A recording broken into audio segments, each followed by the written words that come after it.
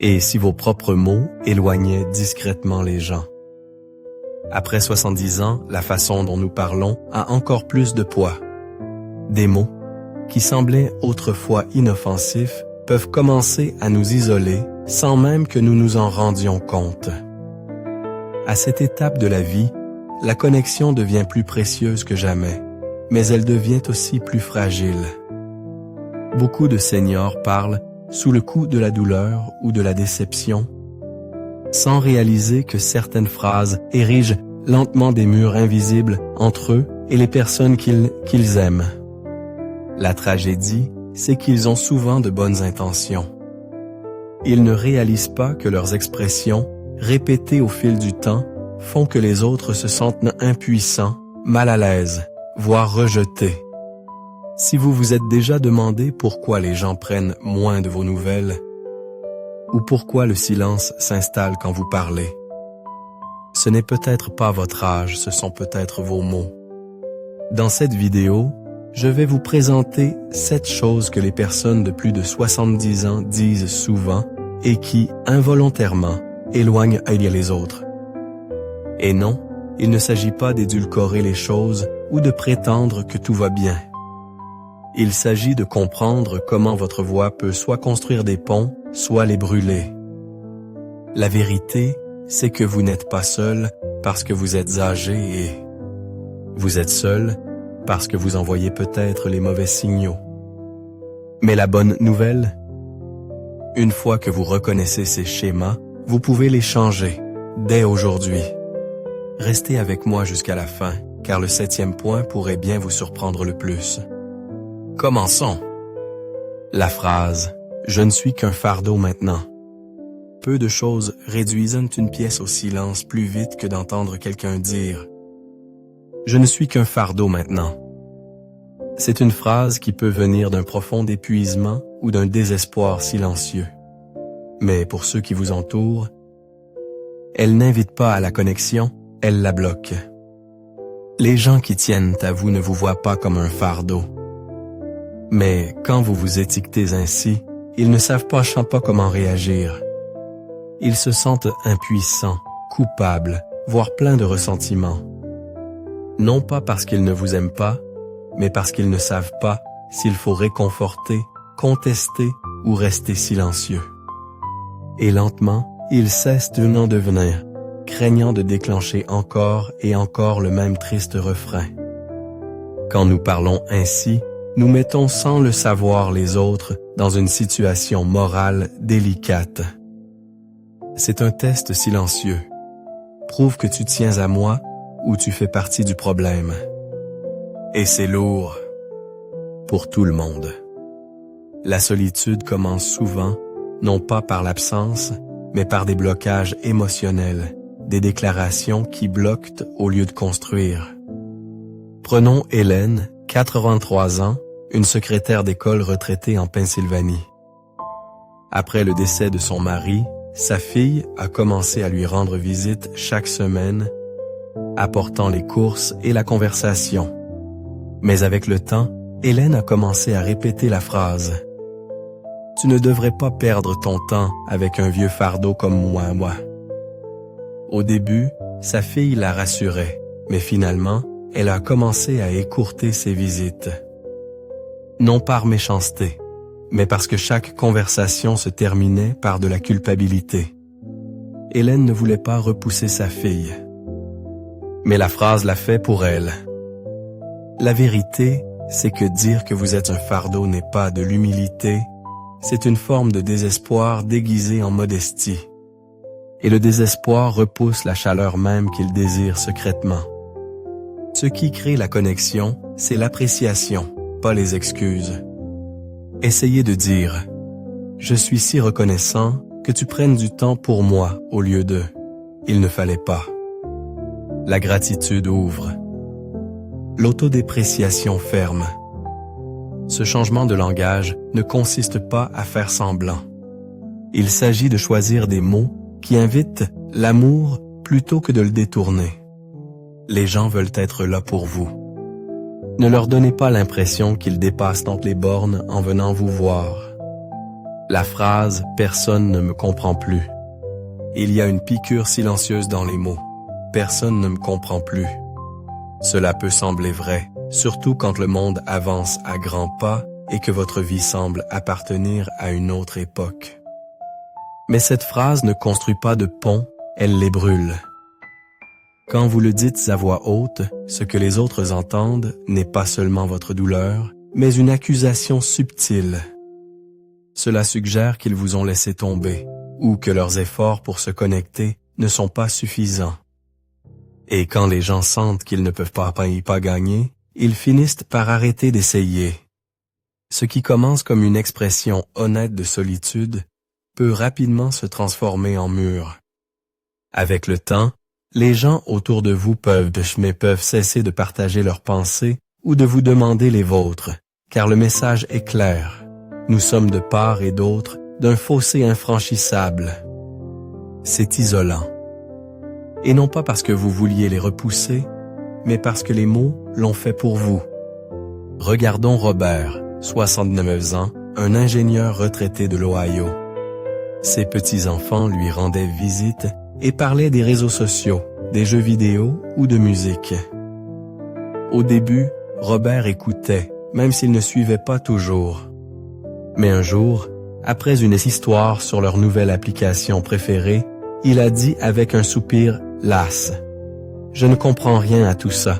Je suppose que personne ne me comprend vraiment plus. » C'était une remarque désinvolte. Mais après cela, ils ont commencé à venir moins souvent. Lorsqu'ils venaient, les conversations étaient plus courtes, les rires plus contenus.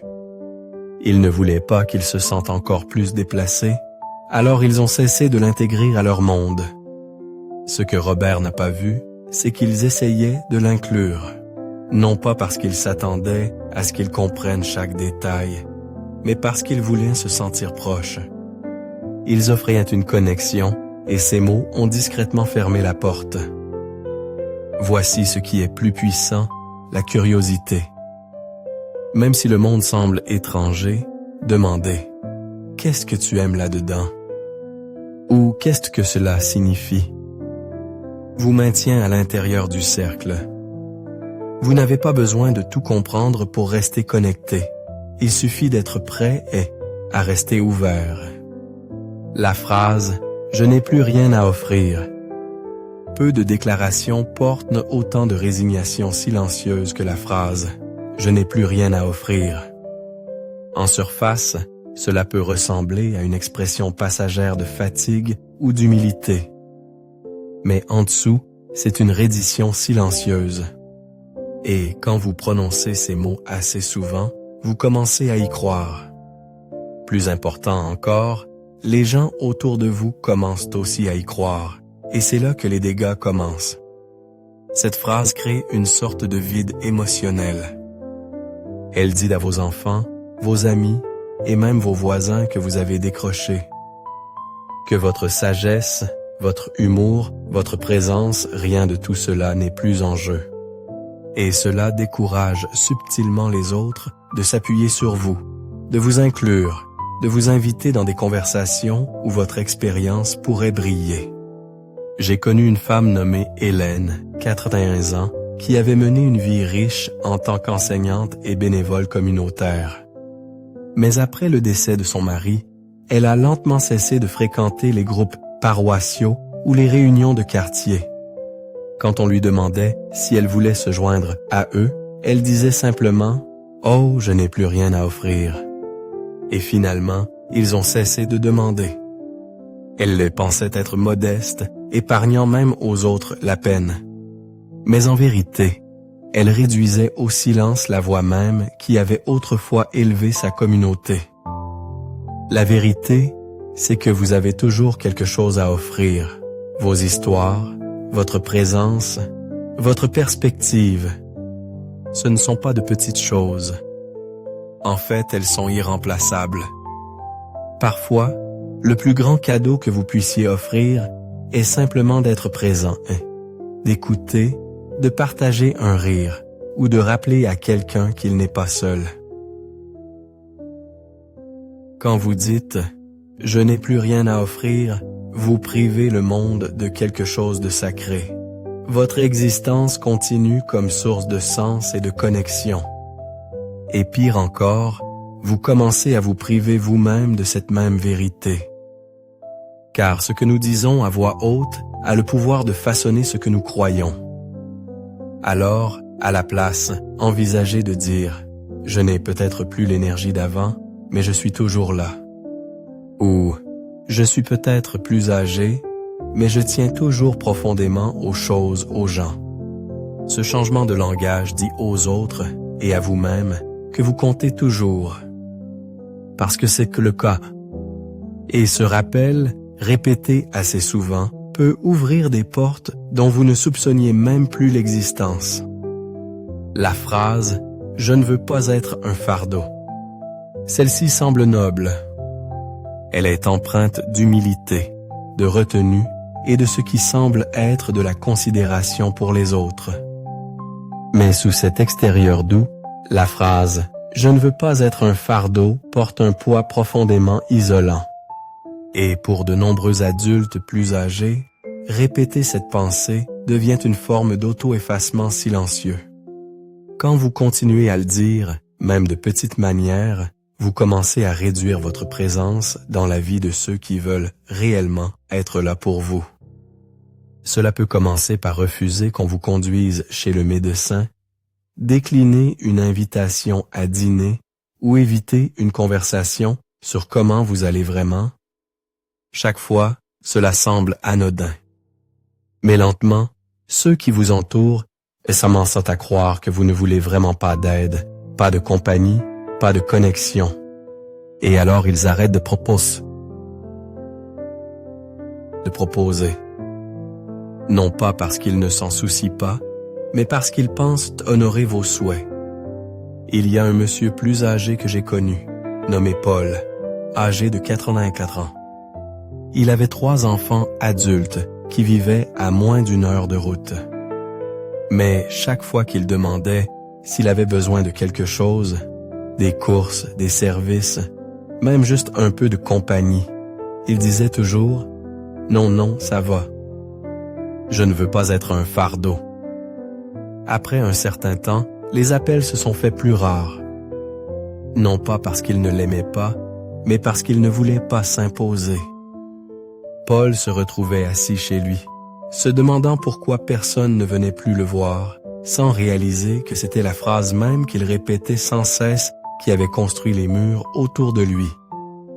La vérité, c'est que laisser les autres aider, ce n'est pas être un fardeau, c'est être humain. Et c'est leur donner l'opportunité de vous aimer par l'action, ce qui est souvent le type de connexion le plus profond que nous puissions nous offrir les uns aux autres.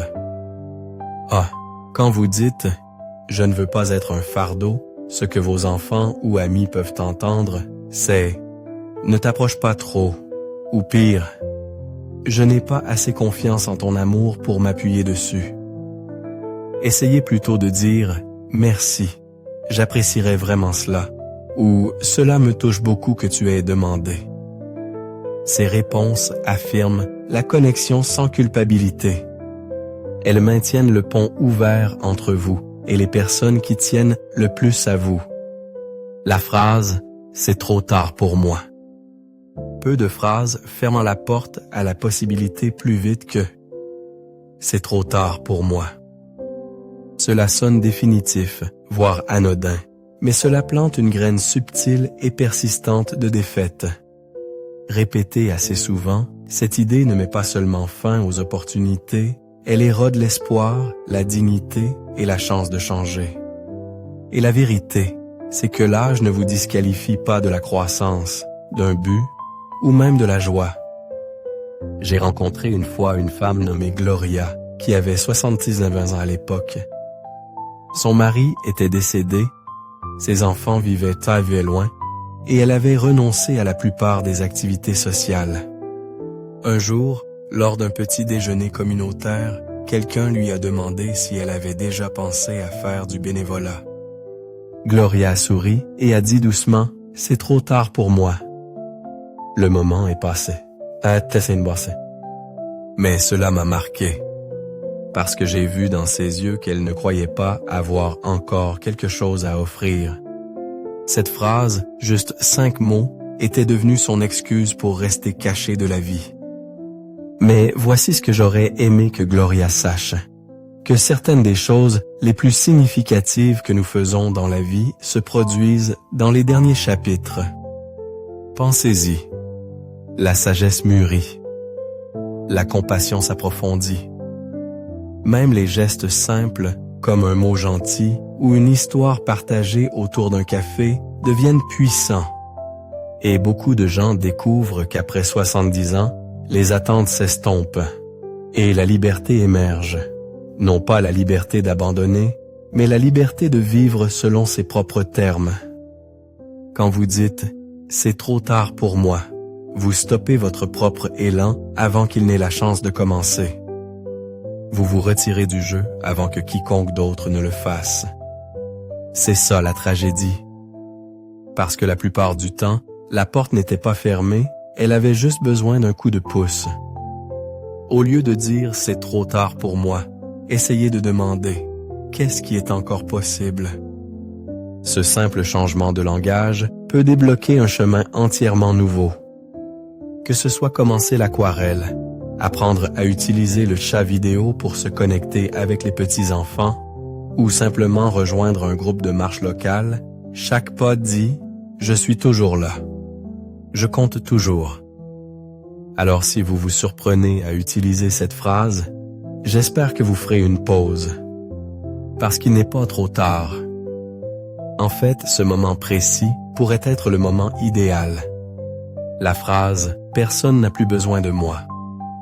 Il y a une sorte de douleur silencieuse qui s'installe quand quelqu'un commence à croire qu'on n'a plus besoin de lui.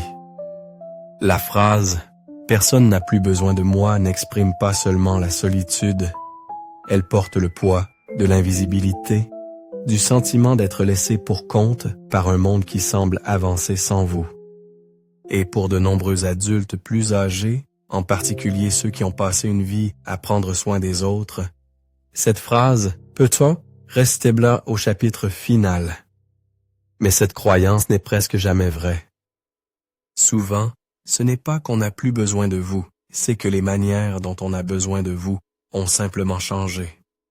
Dans vos jeunes années, peut-être éleviez-vous des enfants, gériez-vous un foyer ou contribuiez-vous au travail. Ce rôle vous donnait un sens clair du but. Mais maintenant, dans vos 70 ou 80 ans, le but ne vient pas toujours avec un titre. Il se présente sous forme de sagesse transmise, de présence offerte gratuitement et de gentillesse partagée sans fanfare. Prenons Léonard, par exemple. À 83 ans, il vivait seul et restait plutôt à l'écart. Il disait souvent à son voisin « Je ne sais pas pourquoi je suis encore là. Personne n'a besoin de moi. » Mais un hiver, lors d'une panne de courant, ce même voisin est venu demander de l'aide pour démarrer un générateur. Léonard avait passé sa vie à travailler comme mécanicien. À cet instant, toutes ces années de savoir comptaient profondément. Et plus important encore, il l'a ressenti. Il n'a plus jamais dit « personne n'a besoin de moi ». Se sentir nécessaire, ce n'est pas être occupé ou demandé. C'est savoir que vous pouvez toujours faire une différence, même de manière discrète et simple. Un appel téléphonique à un ami, une note d'encouragement à un membre plus jeune de la famille, un souvenir partagé avec un voisin, ce ne sont pas de petits actes. Ce sont des bouées de sauvetage. Et ils rappellent aux autres, et à nous-mêmes, que notre présence a du poids. Quand vous croyez qu'on n'a plus besoin de vous, vous cessez de tendre la main. Vous vous repliez, et cet isolement grandit. Mais quand vous réalisez que quelqu'un, quelque part, bénéficie juste d'entendre votre voix, votre histoire, votre rire, cela change tout. Réflexion finale. En vieillissant, les mots que nous choisissons commencent à façonner le paysage émotionnel de nos jours. Ils peuvent soit